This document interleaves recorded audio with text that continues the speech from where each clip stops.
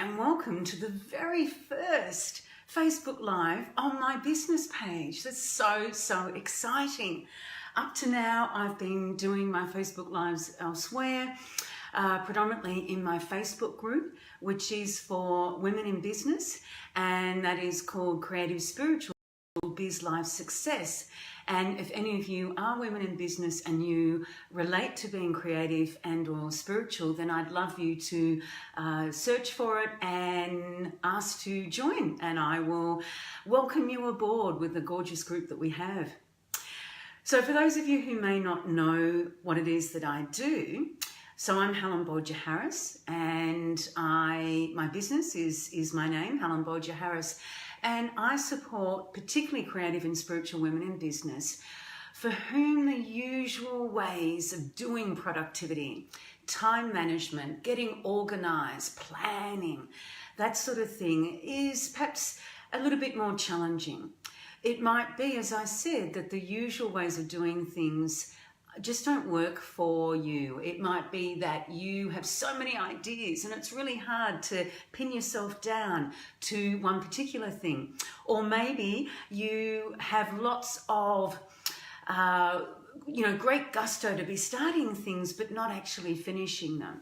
You're great at starting, and that's really good. It doesn't mean that you can't do time management in a more productive way, and in fact energy management, which is what I also talk about. But it's a way of actually making it work for you, and that's where I can help you. Anyway, so on to tonight's Facebook Live. And what I'm talking about is transitions that you can set up when you're working from home. When you're in business, working pretty much by yourself at home, how you can actually set up transitions from home to work and then back from work to home. Now, first off, you're probably thinking, well, why would they be needed? I'm at home, so I just walk from my lounge room to my office or wherever it is that you tend to do your work.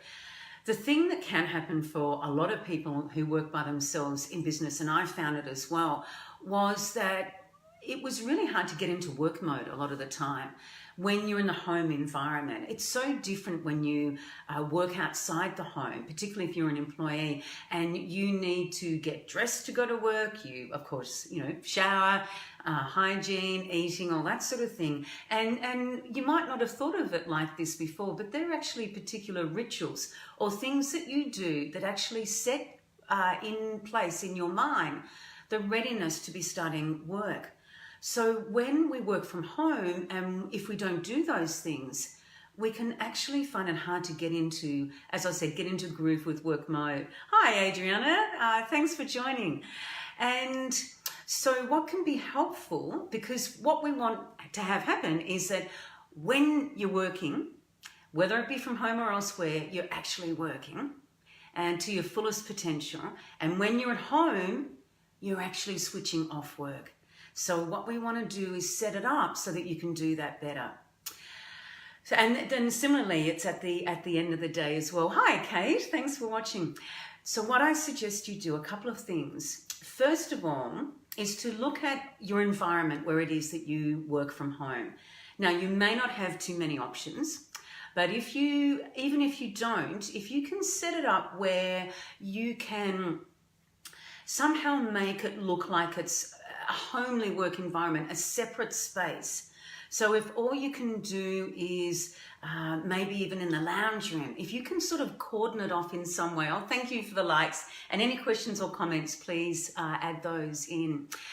I'm happy to take any questions, receive any comments, whatever. So yes, cordon off a section of the room. Maybe it can be with some sort of dividers. Maybe it can be an arrangement of furniture. You can bring your own things if you haven't done already to really make that a personal workspace that will signify to you and to the rest of the family that this is your workspace and the rest of the house is your home space. And you can look at what it is that you want to do to actually personalize that if you haven't already. The other thing I'd suggest is, and this might sound really simple, but actually get dressed and ready for work in a physical way. So it could be if you shower, if you have breakfast, actually getting dressed.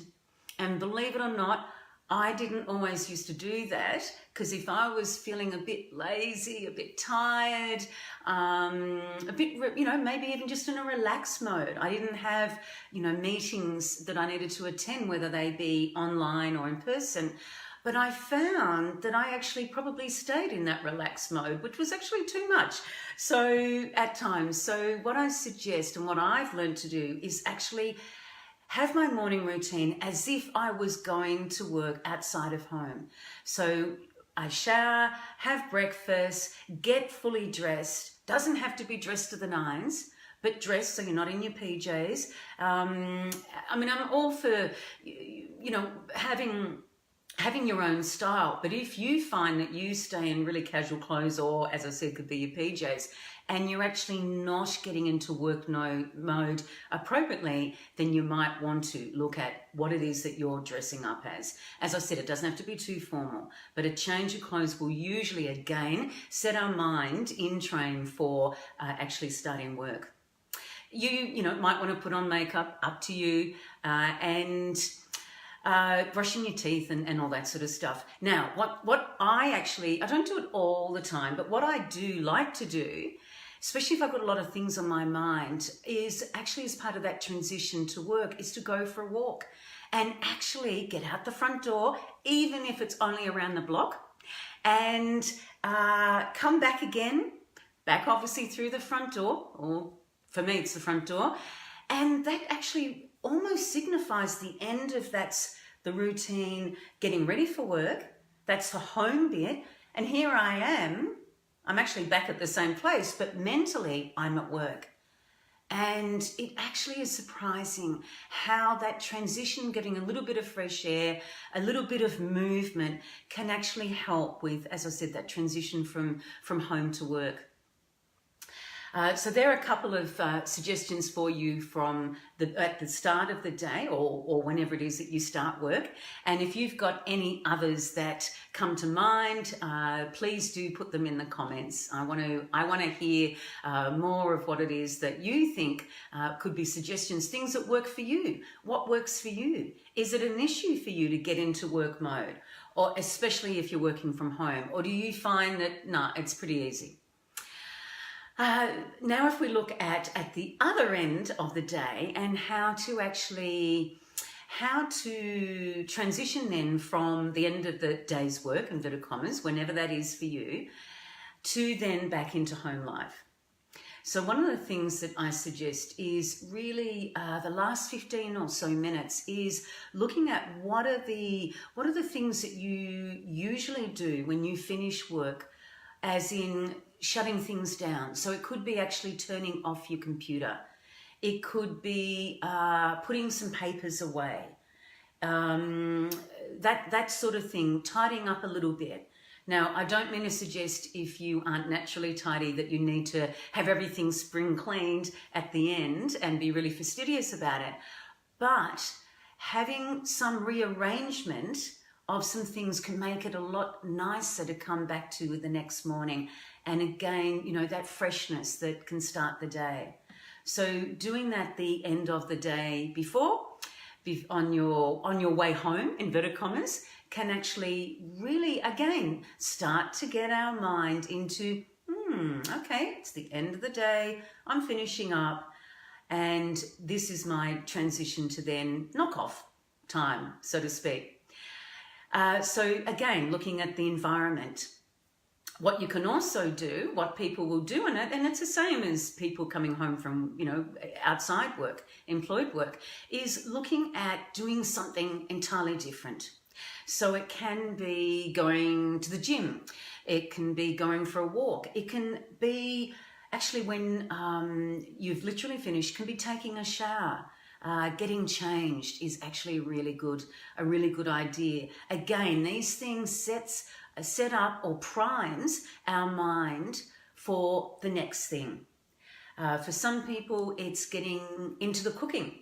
because that can actually be really relaxing. And what you want to be doing is having an activity, or more than one, that tells your brain to sort of start to switch off and gets it into relaxation mode, and a different pace usually.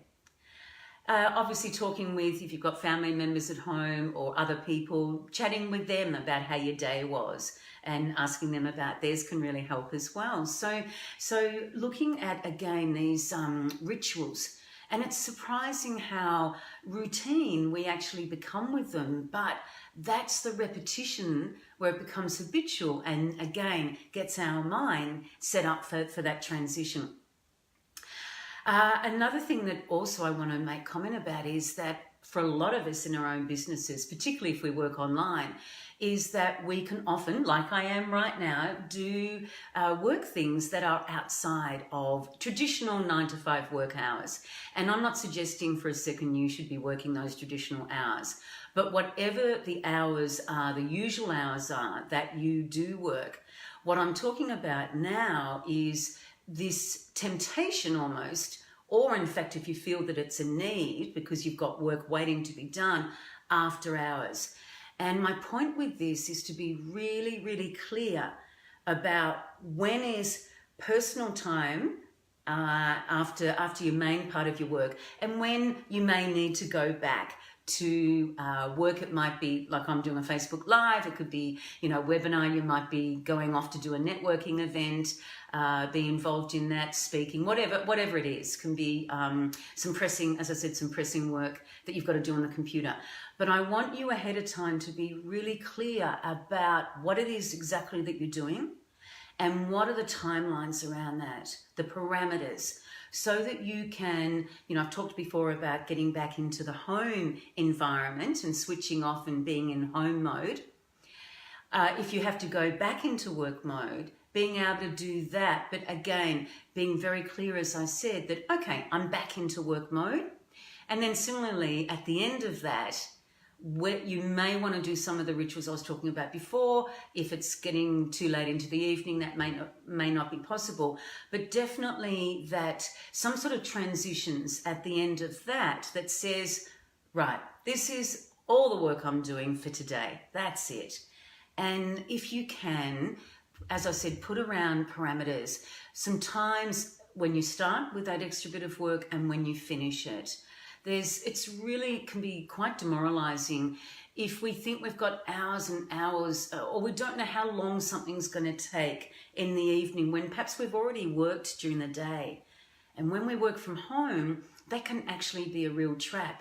And when you think about it, if you were to actually log all the hours that you work during the day, during the week, or whatever your work days are, we can actually end up working even more hours than if we were employed, where we might work the traditional 38 or 40-hour week. So I want you to be really careful with regards to that.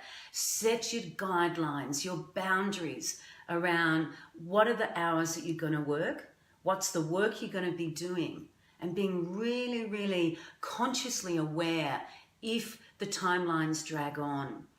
And depending on the situation, making a decision, do I keep going? Or do I actually say that's enough for today? And also being really careful with, or really observant with, your energy levels. I talk about time management, but just as importantly is energy management. And some of us are night owls, and it might be okay to work a bit later in the evenings, and some of us aren't. So identify your energy levels, working to those as much as you can, and having these transitions that designates this is now work time when I'm working from home in my own business. This is now knock-off time. And if you have to stagger it and work shifts, for want of a better word, how to actually put some boundaries around those. Because when we have these boundaries, we actually feel better. It's like almost a safety, a containment. And usually it can make things flow better, and we can adjust to them more easily. So, as I said, I would love any comments, any questions that you have. As I say, I said before, what are the transitions that you use, the rituals that signify to you when work starts or when work finishes? Have you tried things and they have worked really well and you want to share them? Love to hear them. Have you tried things and they haven't worked? I'd still love to hear those, because it's so individual. So you work out what is going to work best for you. Okay, I will leave it there, and I'm going to be regularly doing Facebook Lives on my business page going forward. So I look forward to talking with you the next time. Thanks for joining. Bye.